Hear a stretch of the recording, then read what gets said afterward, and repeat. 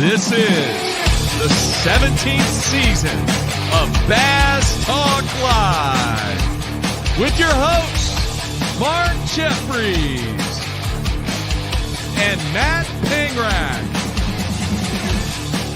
BTL is brought to you by Lawrence, Bass Cat Boats, APCO, Ducket Fishing, Strike King Lures, Sunline, Big Bite Baits, Spro, X-Zone Lures, Yamagatsu, The Bass Tank, and Denali Rods. BTL coming at you. Good Tuesday, everybody. Welcome once again to another edition of BTL Bass Talk Live, where Matt and I are going to talk bass fishing and anything else that we want to talk about. Matthew, how you doing, man? Let me say this before you answer that question. Last night, it's an annual event. We had it last night. It is the Blanchard High School Basketball Bash. It's the initial kickoff. It's kind of hokey a little bit because the football players can't play, but we raised a ton of money.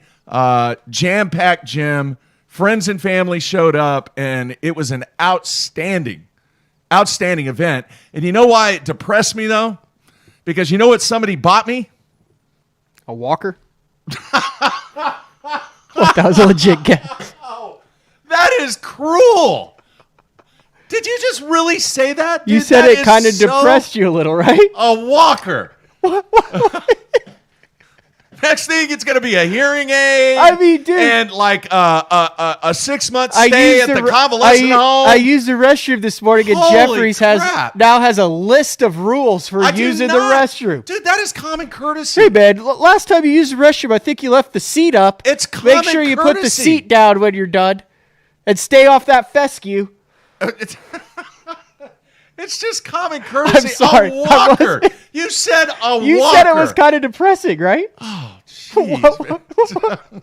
I mean, you are in vintage Jeffries form. You got the hair, the Nikes are back, the black mock tee. It's a vintage walker. It is basically Mark Jeffries circa 2016. Oh my gosh, no. It was a vintage, and I mean made from scratch German chocolate cake. Holy cow. Oh, and you couldn't eat it because of your health. I can't taste it. Oh, you can't taste it. I can't taste it. I had a little sliver. Thought maybe, this is going to spur something. Nothing. There's nothing you can do. Like, they can't do anything to try to get. And obviously, folks, this is not from COVID related. This is from his accident. A walker. Where he lost his sense. Your sense of smell came back, right? No. I have no smell, no taste. At all. And probably will never get it back. No. Nothing. A walker. I cannot believe you said that. You said it was. Anyway, dude, this German chocolate cake, I kid you not, was that tall. Wow. And about as rounder than a large Frisbee. It was incredible. They make different size Frisbees. Well, like a big Frisbee. I got you. You know? Yeah. I don't know. Did everyone else seem to enjoy it? Oh, my gosh. It was the hit of the night. Oh, that stinks. Everybody was in the coach's office. Here, you want a piece? Here, you want a piece? Here, you want a piece? Yeah. I had a little sliver just to see if there would be any remote possibility that I might get a taste. No. Nothing.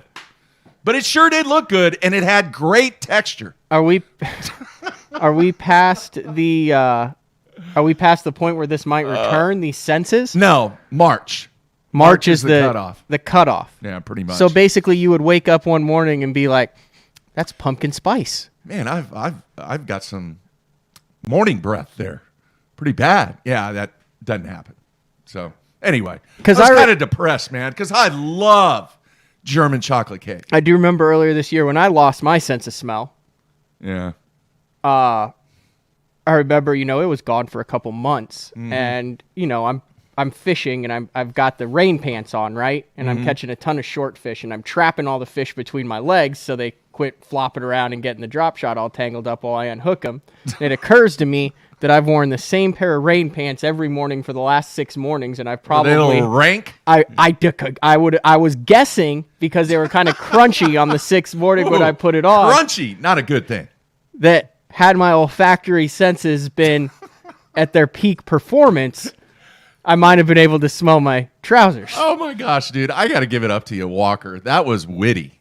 That was. I did not mean that as like an insult or It was anything. just funny, man. It was very witty, but no, great time last night, and we'll see what develops once football season's over, and we'll go from there. All right, man. Good show today. We're going to continue with the youth. We are going to have Jay Przekurat. Yes. I said that right. Yes. Didn't I? Now here's what I'm. This is what Jay better hope happens. So who was the last time we had a young 20-something on with a hard to pronounce last name, and it took about 6 months to a year before everyone got it figured out? Think about this. This is very. I'm thinking. He was 23, I believe. I don't remember. Is it obvious? 2011 was when he broke onto the scene. Man. I don't have Came the through the guy Bass here. Nation. Still very relevant. In fact, probably, what? Polinick? Yes. Okay. You don't remember that? And everyone this Brandon Polunick. Polunick, yeah. Poliniak. Yeah, and now yeah. Brandon Polinick. So Jay Przekurat. How do you spell it? We got to go on just to show people how to actually spell it. Can you pull it up? Yeah. I have it written He down. probably gets tired of this. What is it? Phonically? Is that what you It call is it? Przekurat. And I have it spelled Shikurit. Oh, see, I have it Shikurat on my phonetic spelling. Okay. But like I'm saying, he has the possibility of correcting people for 6 months to a year, and then it just becomes a household name. Yeah. We'll get his take. I do remember. I will what tell to a funny expect. story. So Yeah. we were at one of the registration meetings. This was like 6 or 7 years ago. And you remember they used to have the registration Elite Series. Everyone wore their jerseys. They'd go. They'd do the meal. They'd talk with the hosts and all that. And we would do the pregame interviews and the story and all that. Yes. And I was walking down this hallway to get to a meeting room, and they had all the marshals and stuff that would be there too. And Dean Rojas is walking in, in front. So it's Rojas and then a couple dudes and then me, like all in a row. And the guy in front of me turns to him and he goes, "Oh, there's that Rojas guy." Rojas. Yeah. Yeah, that's pretty funny. So we'll get his take on the adventure that he is going to partake on in 2022. And should be good stuff. Yesterday's show, I got a lot of feedback from yesterday's show. If you didn't listen to it or watch it, you need to go back and check it out. One of the more, I don't want to say educational, but just it was really, really eye-opening to a lot of people. And that's kind of the response that I got back from a lot of people. Your take on things, my take on things, and especially Alex's take on things. Alex Redwine, the other 22-year-old out of the 3 22-year-olds. Jacob Fouts is on tomorrow, and that'll wrap up the trio of youngsters. Now, like I said, there's also, I believe, a 24 and a 27 and a bunch of young guys that made the cut. But man, hey, have you? No, you haven't. I know you haven't because you don't watch it. You seen how reflective Bradley's been getting on YouTube? No. He's been like reflecting over his career, pulling out old notebooks from 2004, talking about regaining the fire. Fire in the belly, man. Scheduling time, how he's doing a whole series this fall on dedicating to regaining the drive and fire and analyzing his performance. And it's really, I mean, it's like 2 20-minute videos where he literally just sits down and talks about it all, balancing life and why it's important to him, what's important to him, what his life goals are, what his fishing goals are. Then. Yeah. It's interesting stuff. What was his fishing goals? To get back to the Elite Series? No, he wants to win blue trophies. Okay. Well, he's got to get back to the Elite Series. And as he Series said, first. potentially a large gold one. Very large goal. Yes, but yeah, so the stepping stones and all that, he's actually taking like he's got like 200 some comments on it. He actually like taking suggestions and then going through the comments on suggestions on how to get the fire back in his belly, and then he's actually like writing them down and implementing them. It's interesting stuff. I need to check it out. Yeah. All right, a tad bit of business news. I don't know if you saw this, Matt. There was one company that was kind of on the brink of bankruptcy, and we talked a little bit about bankruptcy yesterday, and it came out that Under Armour, and a lot of guys out there are sponsored by Under Armour. There was a lot of discussion on whether or not people were going to lose their sponsorships because of the state of financial condition that Under Armour was in. Of which, do you know who was the original, and he's still involved, the guy that started Under Armour? He's from Maryland. He's a University of Maryland graduate. No. Oh, is that why they're anyway, Under Armour school? What's that? Maryland. Yes. Okay. You would, yeah. It's kind of like Oregon being a Nike school with Phil Knight. Okay.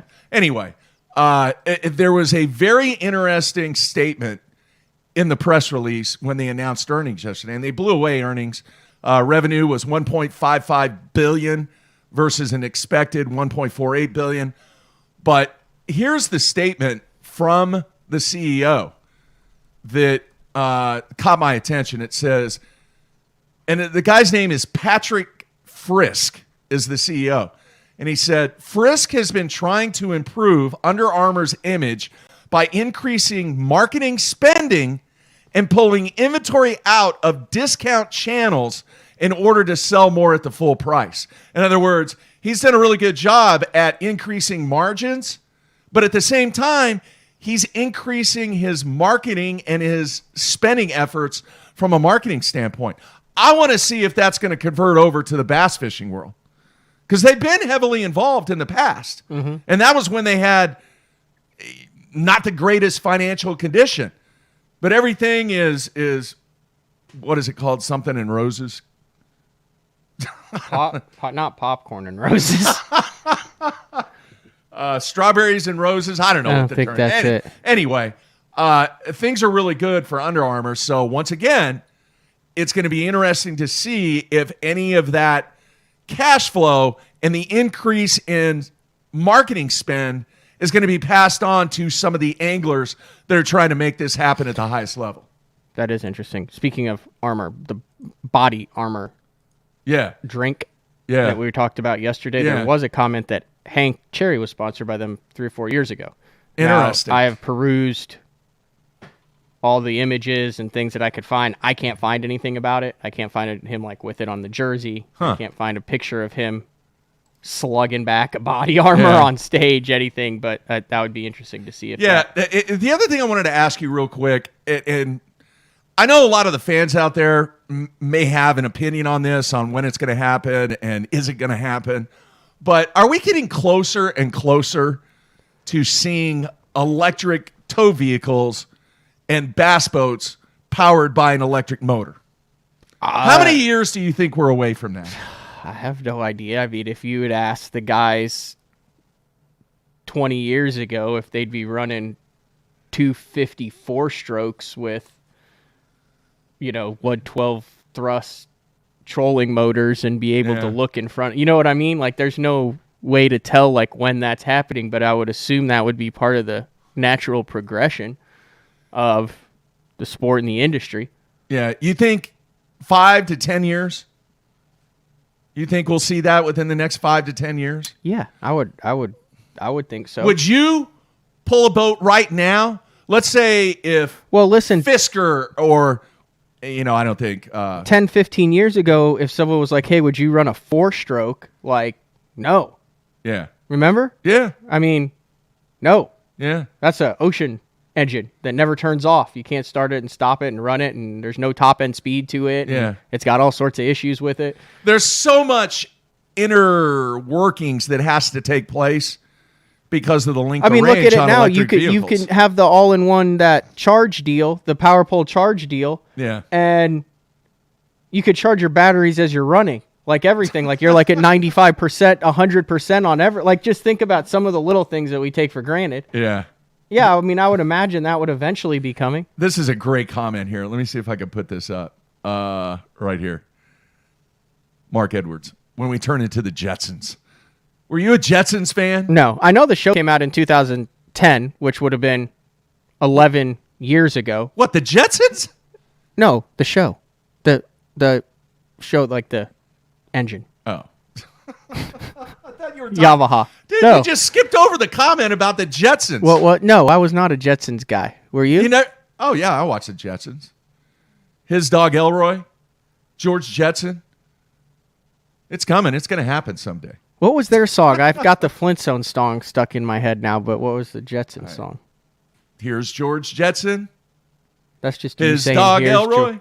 That's not their song. Oh, is yeah, it? it is. I'll see if I can find it. We'll play it before the end of the show. I was a huge Jetsons fan. I love the Jetsons, man. I guess I'll stop Googling Hank Cherry body armor. It's a weird mixture of guys holding fish and tactical apparel. It's a lot of like armored vests and things. Cost is the other thing. I wonder how much this is going to cost. You know, I saw a commercial the other day. Cadillac has a full electric Escalade. Well, would you be able to like power? Would there be like a pack on like the top of the motor that would? Dude, I don't know. I don't even know how. It? What are those called? Battery packs? No, I don't like know. the things for the solar sun. panels? A solar panel? Would there be solar panels? I have on the no boat? idea.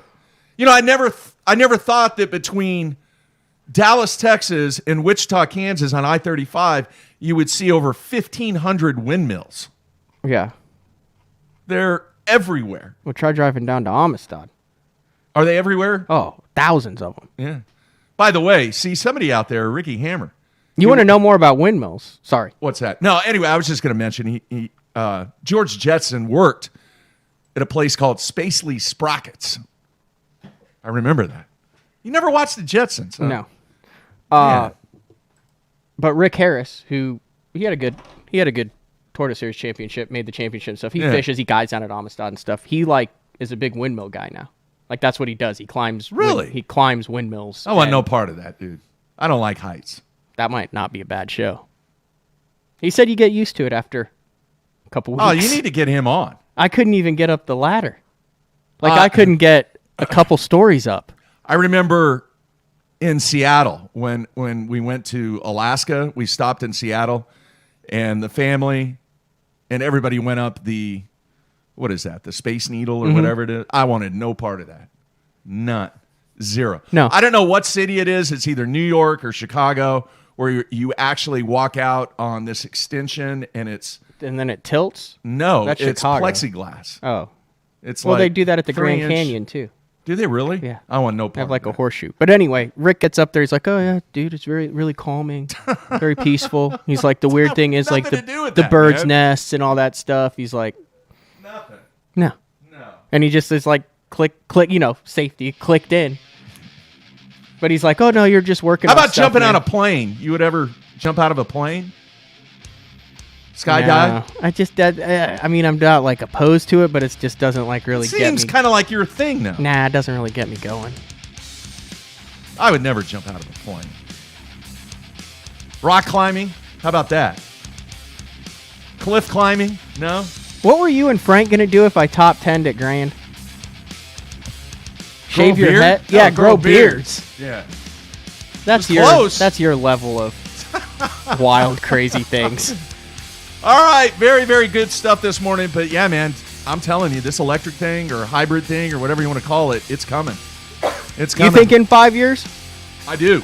When do you think the first, well, who knows what tours are going to be around by then, the first professional angler to run a fully electric boat and truck? What year? Fully electric boat and truck. 2030. Mark it down. We'll still be doing shows by then. Hopefully people will still want to listen to us. 2030, mark it down. That's my prediction. 19 years from now. No. Oh, 9 years. Yeah. 9 years from now. Yeah. Holy cow, it's already 2021. Losing track of years there? Hey? Jay will be like 30 by then. All right, we're going to come back with our guest, Jay Przekurat, right here on a Tuesday. Everybody stay tuned. We'll be right back.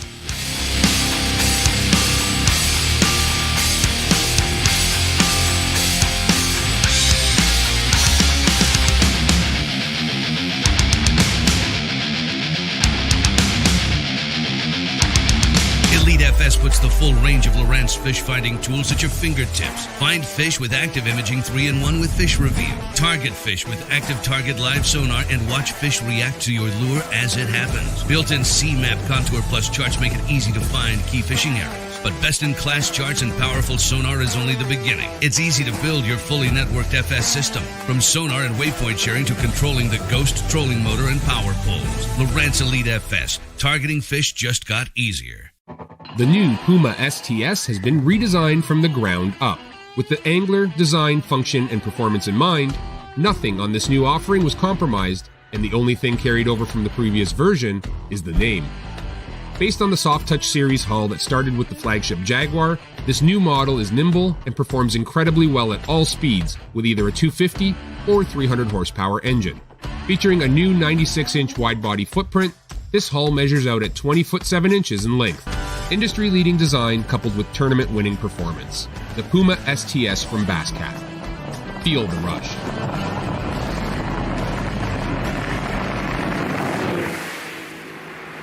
There's one. You know what works.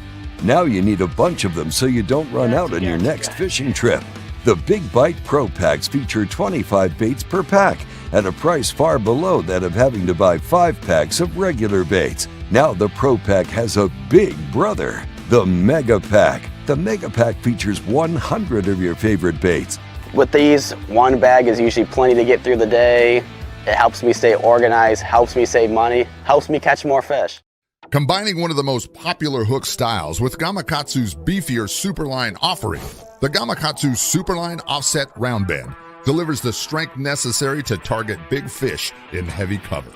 Well suited for braided line and heavier fluorocarbon, the Gamakatsu Superline Offset Round Bend is built using stronger Superline wire that allows anglers to easily fish a finesse worm around heavy cover.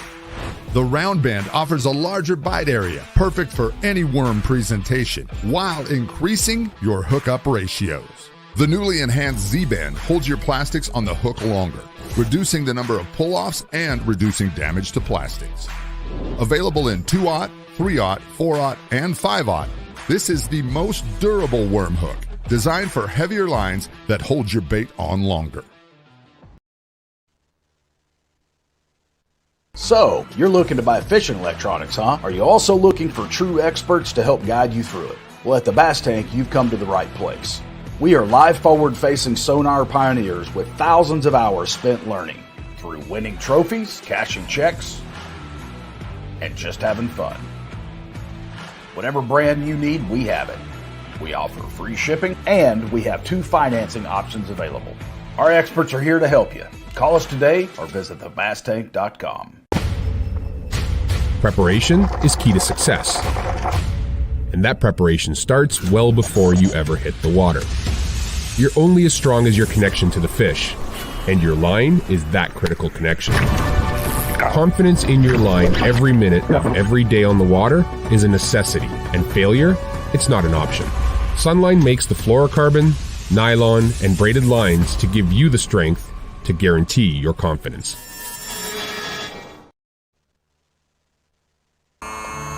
I've been my living on the water for over 20 years. For 14 years. For over 23 years. I've worn a bunch of different clothing brands over the years. Some companies big. And some companies small. All of them said they were making clothing for us. But none of them knew us. None of them were us.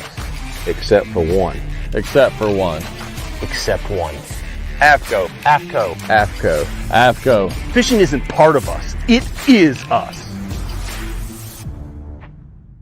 Everyone, Brandon Polnick here. People always be asking me what I got tied on. And I'm like, X-Zone Lures. And they're like, Brandon, why you got X-Zone Lures tied on? And I'm like, let me show you why. The bite. Get out of there. Get out of there. Oh, yeah. Oh, it's freaking thinking. Get in here. Oh, God. Giant. Oh, my gosh. Oh, my gosh. I think you get the point.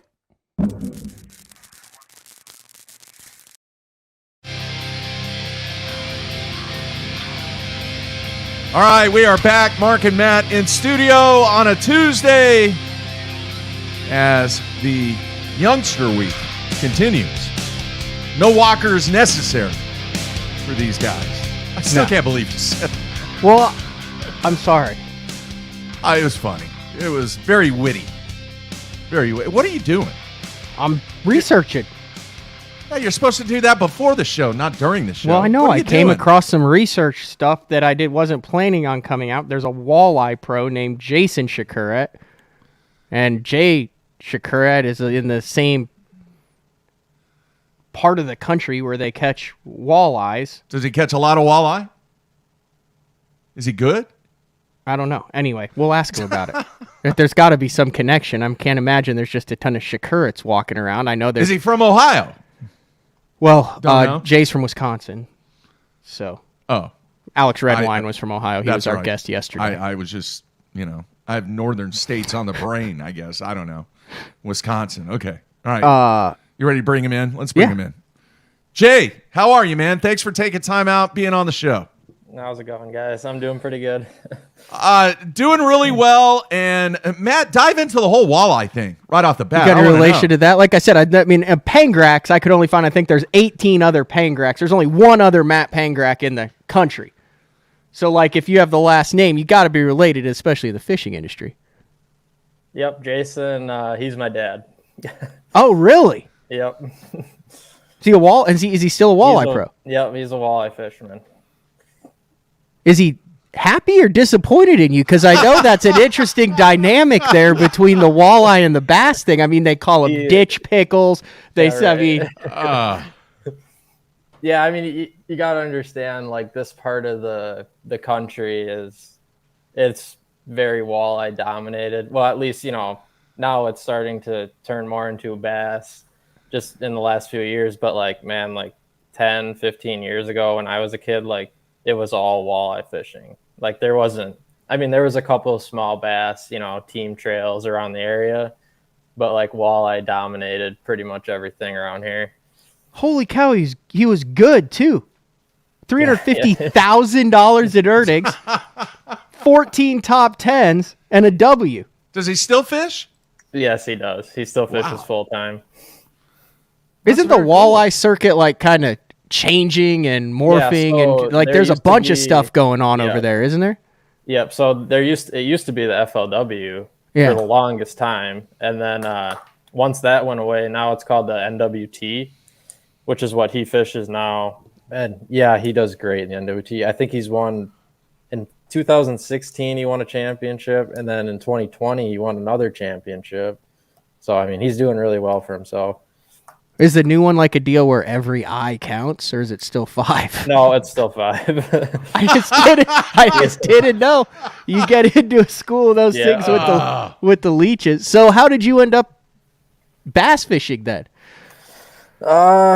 It probably started. Oh man, we used to fish a local tournament around here. It was like the first time I fished an actual tournament with my dad. I was 11, I believe, and it was a 3 bass, 3 walleye tournament. So we could bring in 3 bass and 3 walleye in a 2-day tournament. And that day, my dad actually caught like one of the biggest bass anybody's ever seen out of the river that day.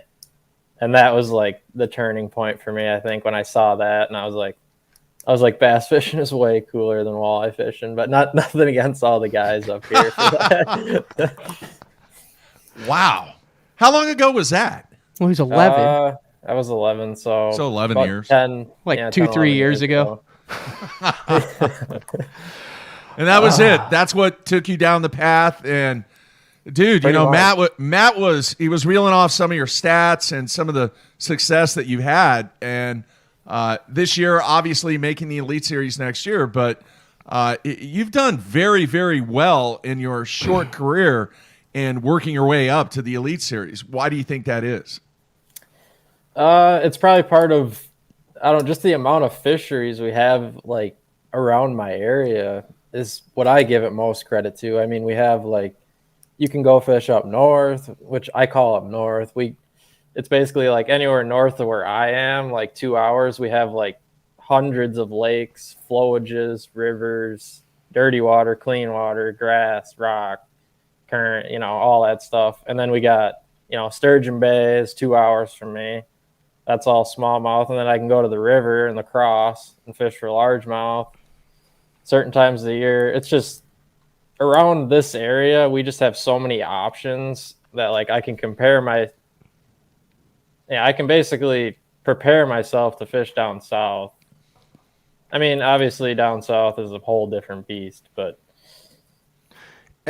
is that one of the reasons why you fished the opens as a co-angler for 2019 and 2020 was to kind of get your feet on the ground down south? Interesting note, Mark. I don't know if you did your homework before the show, but he also won the 2019 co-angler in the open on Grand Lake, and he also won last year as a co-angler on Lay Lake. So he has 2 W's under his belt in the 2 and then qualified for the Elite Series. But just kind of walk us through your decision to fish as a co for a couple years. Who did you run with? What was the biggest learning experience out of that? So it was in 2018. We fished a couple of team tournaments around the house, me and my good buddy Dylan Mensch around the house, and we ended up doing really well in those. And that was the first year I really started, fishing competitively, I could say, because I finally got my first boat. It was just a small bass boat.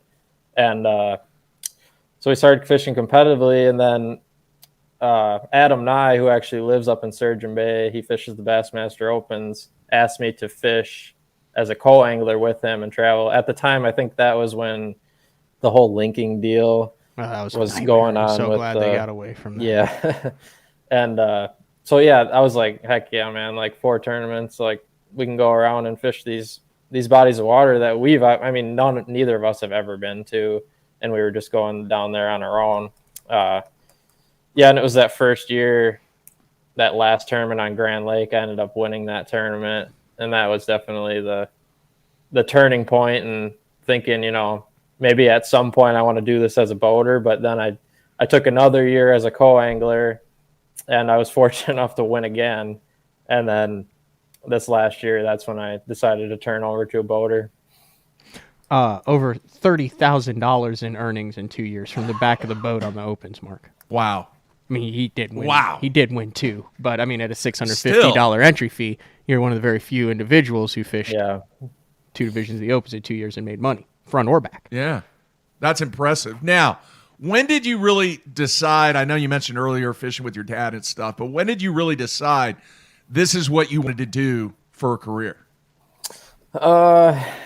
I've always wanted to do it for a career, to be honest with you, because just seeing my dad do it for a career. Now, I mean, he worked for a long time before he actually made it a career. I mean, it's hard to make, professional walleye fishing into a career up where we live. I mean, it's pretty difficult. And I believe I was pretty young when he decided to quit his full-time job and, pursue the whole deal full-time. And now he's been doing it full-time for a while. I mean, probably, I don't know, I think it's 15 or 20 years or more. But, just seeing him was basically all I needed, really. Wow. All right, I have a question.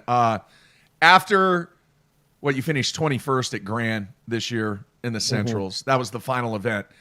Once you got back to wherever you were going, I don't know where you were staying at or whatever you're doing, did you reflect on really what you had accomplished to make the Bassmaster Elite Series? What was that like? Yeah, that definitely did not sink in right after day 2 on Grand. That took, going into day 1, I knew I had, I was in second points. I was like, trying not to get worked up, it's probably one of the biggest tournaments of my life, to be completely honest with you. I mean, I have the chance to, it's really a life-changing opportunity. I mean, granted, nothing's easy in this sport.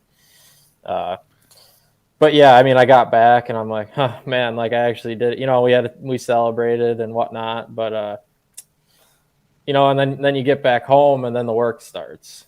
Yeah. And, it's definitely, it's going to be a quick next 3 months because we start in February already. So, but yeah, it's starting to sink in now more than it did the 2 days after I qualified.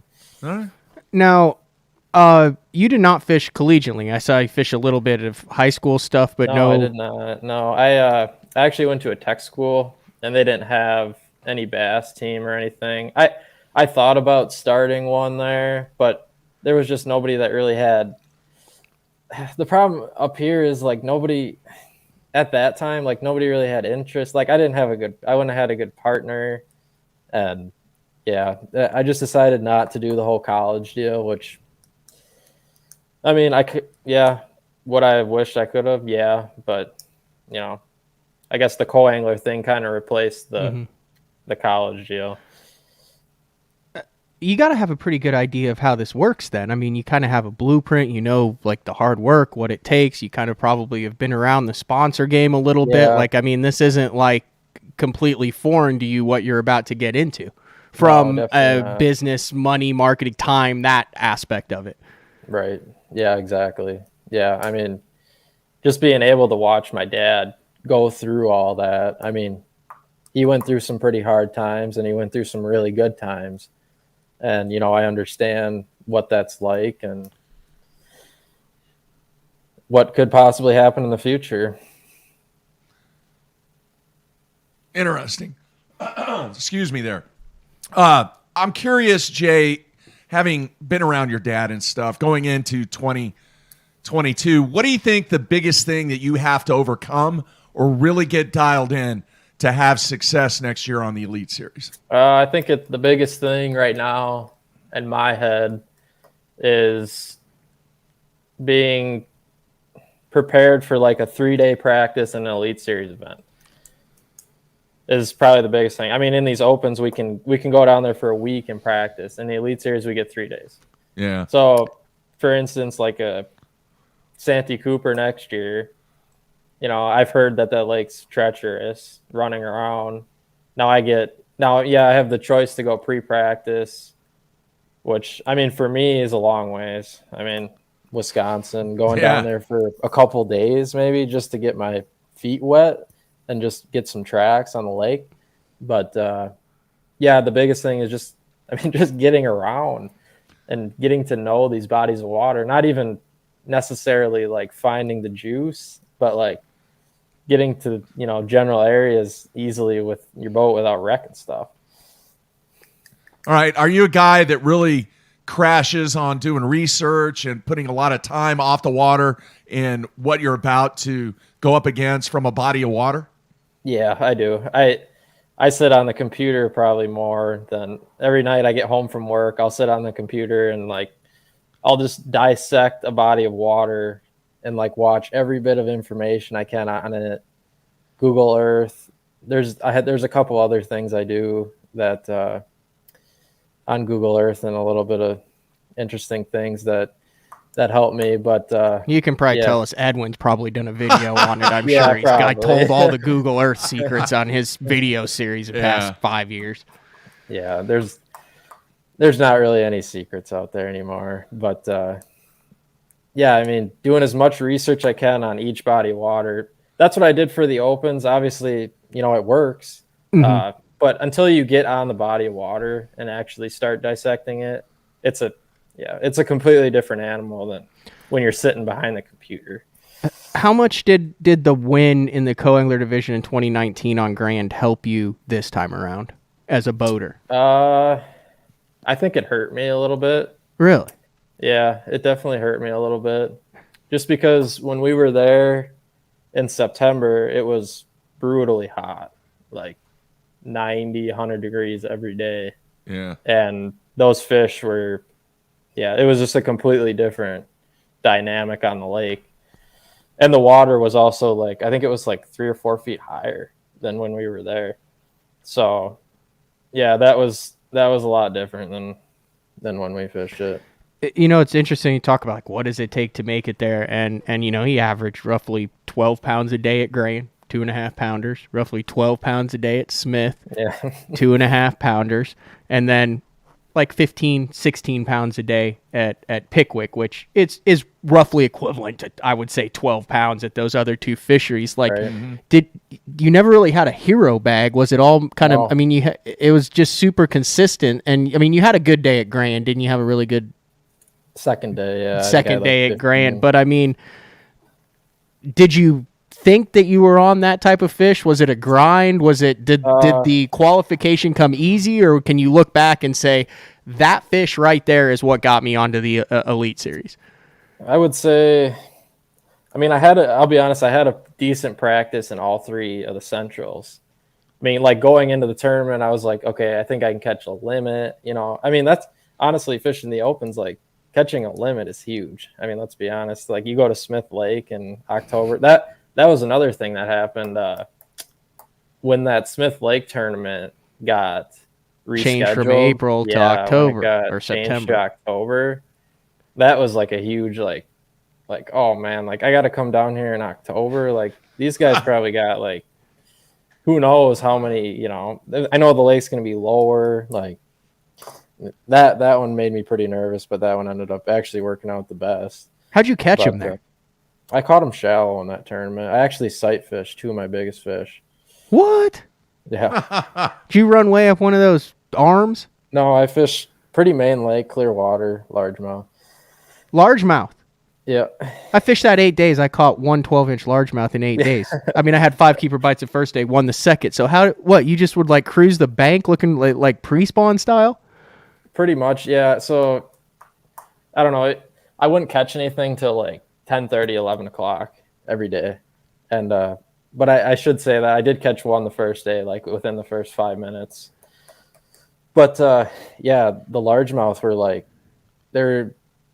I'd see like 5 of them in a wolf pack, but like if you came up on them too quick, then they'd start like turning off the bank and then they just swim and you could never catch them. But if you got to them like before you even saw them, like I would barely see one kind of like cruising behind a dock on a shade line, and then I'd like skip a Senko to it. I caught like a 3 3/4 and then one that was like close to 4 pounds the first day. But that was, I mean, it was pretty magical when it actually happened. Like it wasn't going on. I had like 3 pockets that there was actually largemouth in. Interesting. Jay, I don't think I've asked a young guy that's getting ready to partake in what you're getting ready to do in 2022 on the Elite Series. I'm really curious.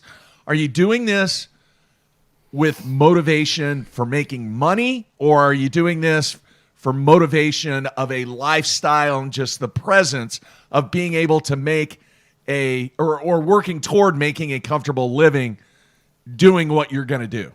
It's more of a lifestyle for me.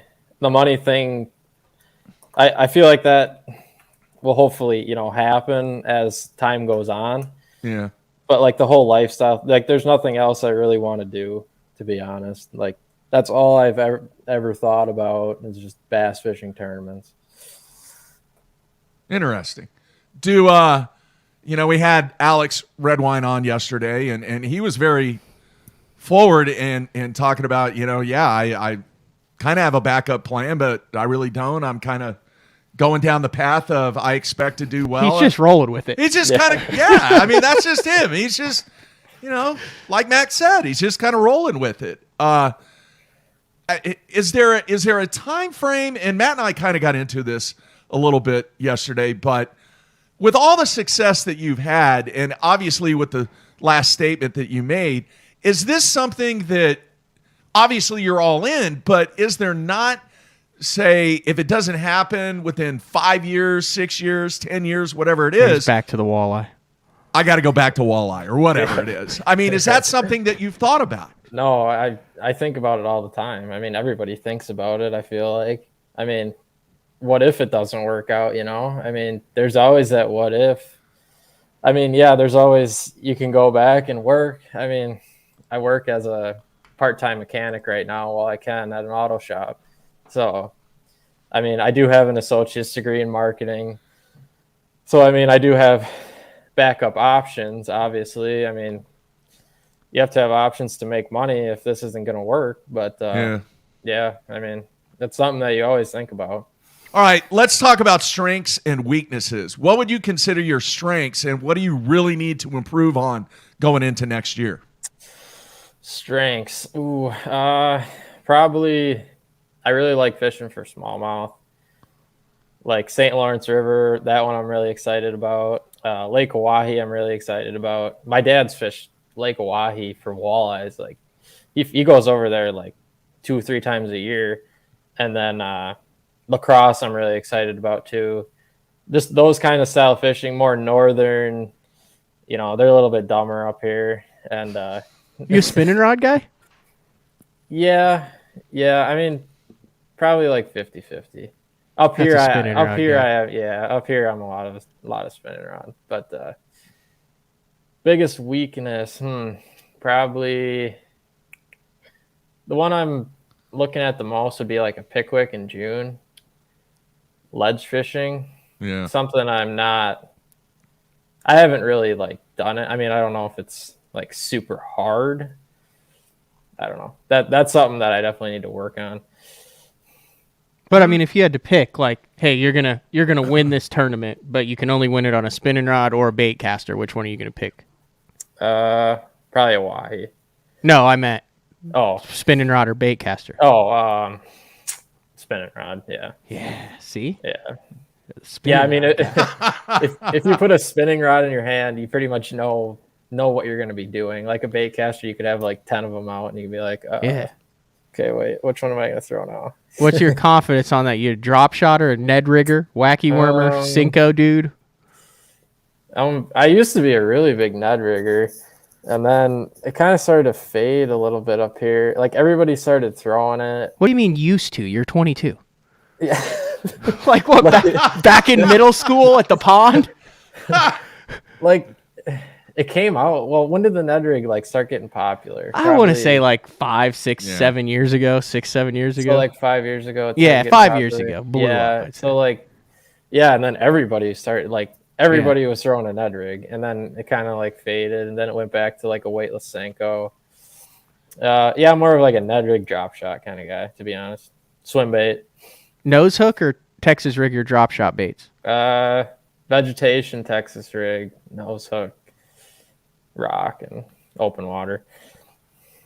There you Interesting. go. How many of your fish this year in your qualifying did you catch on a spinning rod? Let's see. Any at Pickwick? Pickwick, none. None? Bait caster. Yep. Smith? Obviously, you think you caught a couple on Smith on it. Yeah, I caught a couple on Smith on it. I think like 3 or 4. And Grand? And then Grand, none. How'd you catch him at Grand, if you don't mind? I caught him on deeper docks.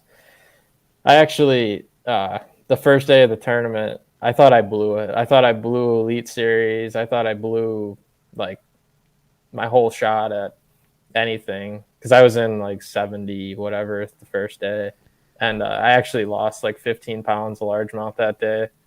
Like on the surface, like they come up and they spit my jig. I still don't know how. I really don't.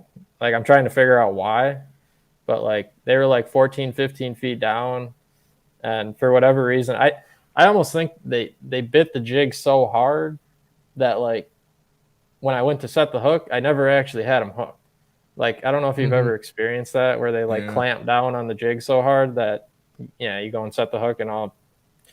I don't know, and then they just come up, jump. I lost like a 4, 3.5, a 2.5. It was terrible. You a freak out dude, or I mean, you're pretty mellow here, but like, are you chucking stuff and yelling? Your co-anglers like ducking for cover? No, I was pretty relaxed. I mean, I don't get crazy, especially when I get people in the boat and stuff. Imagine that. Don't ask Matt, okay? Oh, interesting. Those comments. Go ahead and just block them too. What is that? So interesting story on that actually. That first day, my co-angler actually. You just. I know. I didn't mean to. Sorry, we gotta. We got.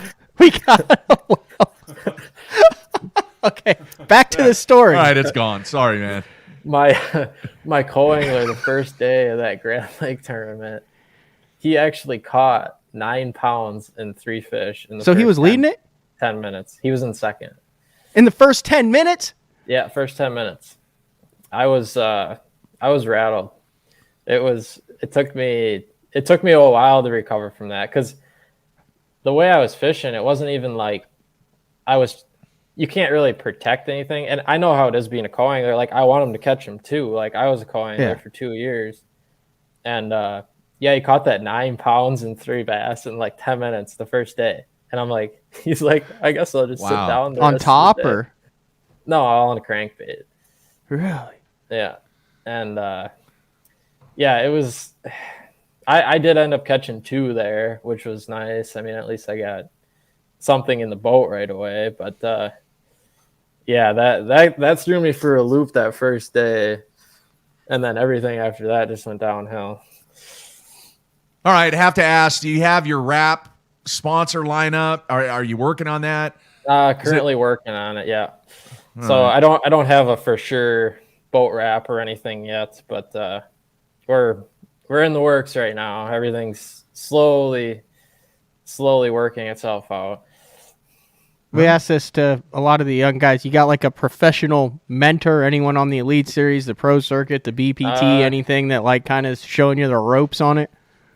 I talked to Pat Schlopper quite a bit. I don't know if you know Pat at all. Yeah. He won TBF, or not the TBF. He won the Bass Nation Championship. He actually just spoke at their banquet last night and then had a great year on the Elite Series this past year. Runs the Shields boat. I guess there's going to be 2 Shields boats out there now with Josh Douglas.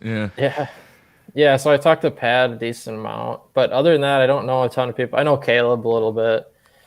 We've talked a couple of times. Caleb Summerall? Coupal. Okay. Yep. And he's then a northern dude. Yeah. But other than that, I don't really know. Oh, well, I shouldn't say I don't know anybody. I mean, I've talked to a few of the guys, but I don't, hang out with them or anything. It's all good, dude. And you're about to dip your toes in a ginormous pool of really, really tough competition. But what you've done to get to that point, I'm excited to see how your career progresses during your rookie season. And it's going to be cool to follow, man. Yeah, definitely. Yeah, thanks, man. Yeah, hopefully we can get you back on once the season starts. We like to showcase guys that have success on this show, obviously. So, I don't know. I got a feeling we're going to have him on the show again, man. Yeah, he can teach us how to use a planer board. And talk. Yeah, I'll get my dad on here real quick. That's interesting. Pretty cool. It's interesting because what I know about it, it's polar opposites. Isn't it but their strategy, but as far as like the walleye and the bass, polar opposites. Travis Manson used to be a pro walleye guy, then he went to the Elite Series. There's a number of guys who have done it, but it's like very different strategy-wise. As far as number of fish, live bait, trolling, like you have this partner that I'm not sure how the co-angler works as a walleye tournament. Everything I've seen, it's like the guy's there, but then he lets this random dude reel in his fish. Yeah, they're like a team. Yeah. Yeah. Interesting. Very interesting. All right, Jay, man, we're going to let you go. And appreciate you taking time out, kind of giving the fans and Matt and myself a little insight on your game and what your plans are. And wish you nothing but the best next year, man. Yeah, no problem, man. Hey, where can we follow you? Where can people follow you? You got your social medias? Yep, it's just Jay Przekurat on Facebook and then Jay Przekurat on Instagram. The same thing. Przekurat. Yep, that's it. All right, cool stuff. All right, man, take care. Be safe. All right, thanks Jay. Guys. All right, thanks, man. Good dude there, man. Yeah, it does not seem like he could be rattled at anything. No. I mean, look at what happened at Grand with him. Look at how he went down for the whole deal. He's obviously tasted success. He's held some trophies recently. So, are you a little bitter that he caught largemouth at Smith Lake? No, I'm impressed as hell. I mean, it's like banging your head going, how did he do that? I'm working on my lake video there. I'm out there chucking a wing ding over 120 foot of water at fish that are swimming 50 miles an hour, 80 foot in front of me. He's looking at him. Shallow. It's pretty fun. And he's sight fishing them on a Cinco, catching 12 pounds a day. Like, I had a limit the first day. I know how tough it was to come in with a limit 2 days there. Yeah. And, I mean, he must have been in the same part of the lake I was. That's why I asked. I mean, we fished the same tournament. He just figured out something. That's pretty good, man. And then the Grand thing, like I rode off the deep docks like that. That's how he caught him. Big bat. Yeah. That's impressive. Man, I'm sorry I screwed up that, ban or whatever it is. I just clicked on the wrong thing. Who among us? It moved. Who among us has not received an invitation to watch exciting strippers in action?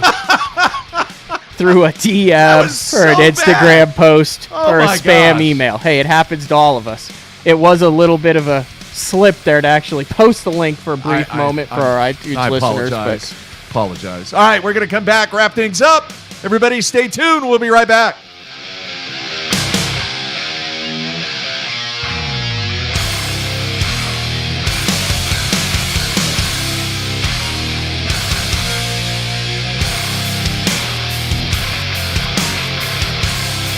The Little John family of crankbaits designed by top tour pro John Cruz have excelled at catching bass in any condition for years. They all feature a flat-sided design and paint jobs that are seldom seen in mass production bait. The Little John family also expands with new rattling versions of the Little John 50 and Little John 50 MD.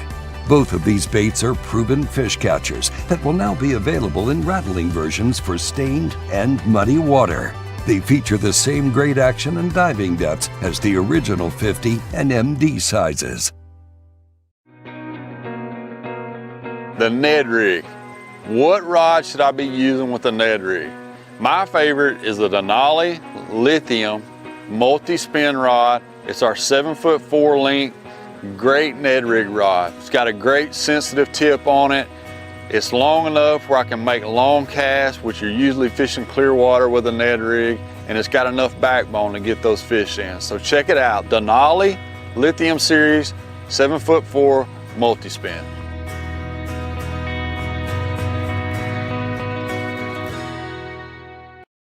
Pro-inspired, pro-designed, tested and proven by legends on the water, dominating the tournament trail for over 50 years.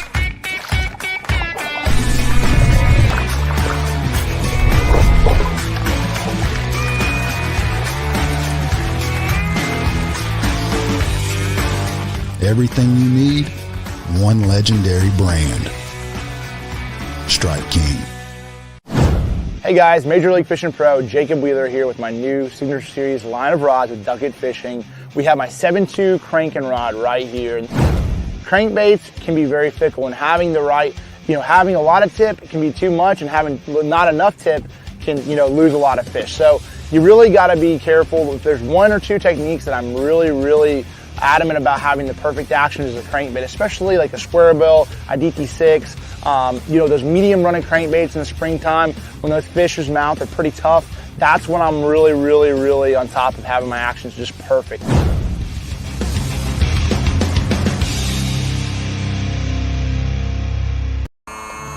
I've made my living on the water for over 20 years. Everybody loves to chase bass on the water. But is your most valuable asset protected when it's not on the water? Empire Covers can preserve your bass boat against even the harshest conditions. When the storm is coming, that bass boat needs to be protected. Check out EmpireCovers.com for all your cover needs. Empire Covers is the ultimate solution when it comes to protecting that asset. Empire Covers is the ultimate solution in easy protection for your truck, for your boat, for your car, anything that needs to be protected from the elements. BTL listeners can receive free shipping plus an extra 15% off their entire order on EmpireCovers.com. Just use the promo code BTL at checkout. Empire Covers. Protect what you love.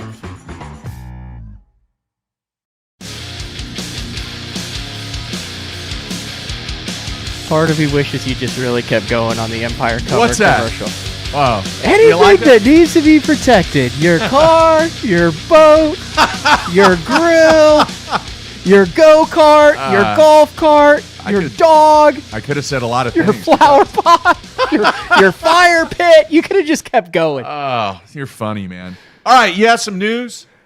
Oh, no, it's just cool.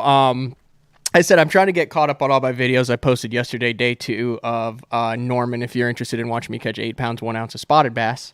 I did it pretty cool with the spinning rod and all that stuff. And then like I said, we talked with Jay. I'm working on the Smith. I think I'm going to do the Bradley Holman thing and not put the Grand Lake stuff out. Think that's a smart move, Mark? There's no point in it. Dude, that's your call. There's some stuff on there I don't want seen. Why is that? Because it's where you catch them. And so you have selfish reasons. Oh, 100% I have for not selfish putting it. reasons. Okay. It's the Dinkin' and Duncan part of it is very near and dear to my heart. Okay, I get it. It and is I what think it the is. upside of leaving that out is not. So here's this transitions into this. So I'm Okay. going to do a recap of the dinking and dunking, the rod, the line, the reel, the baits, the whole 9 yards, the system, which is going to be a video instead of the grand video that I caught 81% of my fish on this past year on the Bassmaster Opens. Those of you who like the hook set and boat flip, you can just miss that video then. But I talked with Brian from Denali, and the rod that I use right now typically is the 7.4. It's the one that Todd Fairclough's been hawking in the same video for 8 months. On the Ned rig. It's a perfect Ned rig. Yeah. And then he's casting it into a tree. That rod, so they're like clearing, like discounted clearanced out the lithiums, right? Because they're coming in, I think they're calling them lithium pros now. Yeah. But it's like the same action of rod, lighter, a little bit sleeker, newer design, same thing. And those are going to be coming in hopefully in the next month, is what I was talking to Brian. And they're dealing with they're probably on one of those shipping containers at the beginning of the show that you talked about. Yeah. But anyway, they're coming in. And we've done this before. We've given out a Denali. So when those come in, I'm going to release that Dinkin' and Duncan video in coordination with giving away one of the new 7.4 medium heavy Lithium Pro spinning rods. Very nice. As soon as they're in stock. So that's kind of coming hopefully in the next month. And we'll do all that like in one day on a show. Very nice. Did you see the press release from Spro yesterday? I did not. They have new rock crawler colors. I did see that Mike McClellan was posting a bunch of rock crawler fish from Table Rock. Yeah. So here are the new colors. Delta Craw, Goby, Ghost Orange Craw, which looks unbelievable. Oh, I do believe that I saw these. Olive Craw, yeah, I saw and these Sparkle Shad. Top secret baits before. Yeah, so those are going to be out there very soon, and I am thoroughly impressed with the the only Ghost people Orange Craw. that don't like rock crawlers? Who's that? Wart flippers. I'm serious. Flipping warts, huh? The wart flipping business, which is big business. You find them and you flip them. It has gone downhill because of the rock crawler? Because of the effectiveness of the rock crawler. Huh. 100%. Because a rock crawler gets deeper. You can still fish it in the same exact situations. Now, I'm not saying there's not a time that an old Ghost Creed wiggle wart isn't. It's money. Still applicable. Like, I mean, I'm How much sure is it Mike going McClellan for? still has them in his.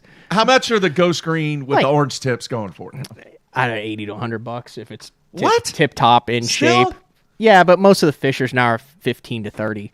As you know, it'll go up and down. Do you But I'm have just any? saying, yeah, I've got like probably 20 original wiggle warts. But the advantages of the rod, what I'm saying is the market for the wiggle warts, I feel like, has gone down as the knowledge of the rock crawler has gone up, and then Spro has introduced different sizes and stuff, but you can get that deep 9 to 14 rock crawler, get it down there, it stays down there, and when you wedge it into a cedar tree or a rock and you break it off, it's not a tank of gas. Well, that's a lot more, yeah. You know what I mean? It's $100 now to fill up the truck. And it's just it's a very effective bait now that I think has hurt the resale market on the wiggle market warts. value Of the wiggle warts, Yeah. yes. All right. Here, let me see if I can get this queued up. I don't know if this is the right one or not. Hang on. Let's see here. Can you hear that?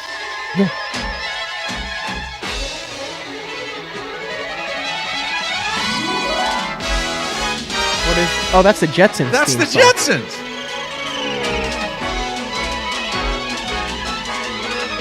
I think they start singing here in a minute. Meet George Jetson. Are you not going to get a hit with a Copyright? Yeah. No, I'm not showing the video. You can play the music? I don't, if it's, Oh, yeah, you're listen, right. It is. Meet George Jetson. Yeah, I and his told son you. Elroy. Daughter Judy. Dude, the Jetsons rocked. Jane, his wife. Elroy. Very nice. Spacely Sprockets. All right. Here's there the you key have it. on the rock crawler, though. Yeah. It has to be that number 5 round bend Gamakatsu on it is what they're designed. Like if you try to oversize the hooks on it and stuff and do whatever you can do like that, kills it. Number 5. Yeah, I'm impressed black, with 2 X's with that orange, the ghost orange craw. Yeah, there's they're something pretty. about orange with me. Yeah, I still have Have yet you to get a ever? bite. Have you ever caught them on a shad colored wigglewort rock crawler? Any of that type of stuff? No. I don't know if it's But I don't because throw it. I just haven't thrown it, or I if don't throw it. doesn't work. But I mean, I know there's a market for that, but everything is craw related when I go to that style of crankbait. But obviously, guys catch them on it because they make those colors. Yeah. I've never thrown it, dude. Never have. Shad patterns. It's always been craw patterns or bright colored patterns. Orange, chartreuse, stuff like that. Yellows. Underrated color pattern, color, in my opinion, is the old school Fire Tiger. Agree, 100%, dude. It's like nobody throws it anymore.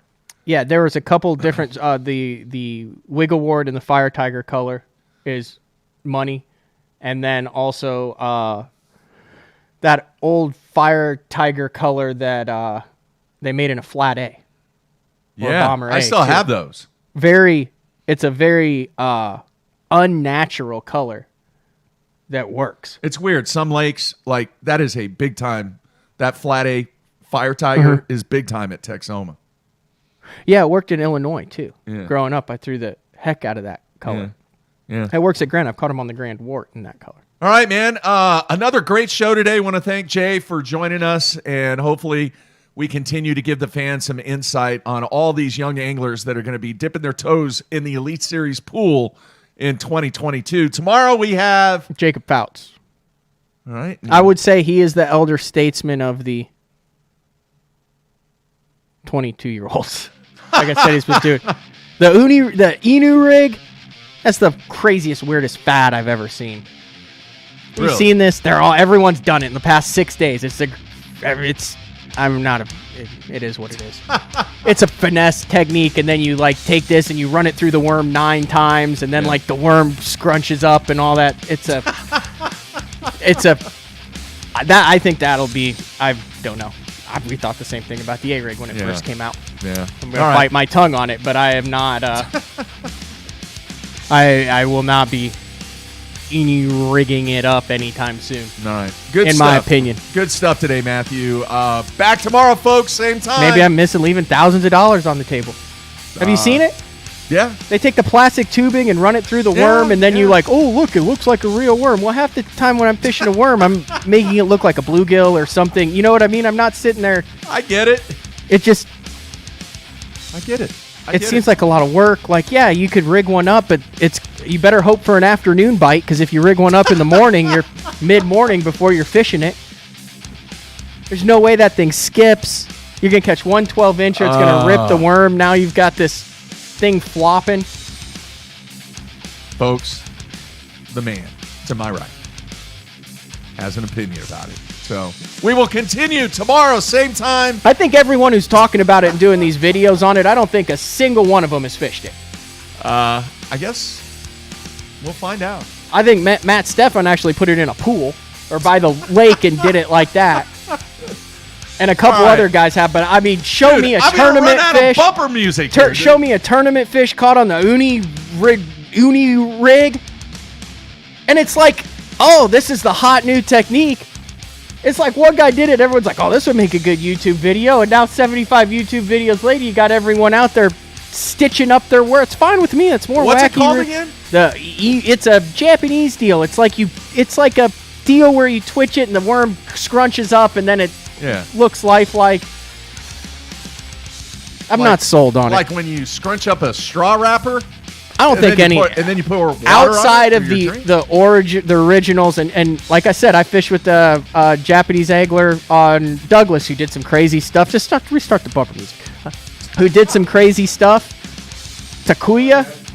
And there's some stuff to it. That guy who was leading after day one at Grand said he was making 20 minutes for one cast with his Japanese finesse technique. So those guys, they know what they're doing with the uni rig. Uni.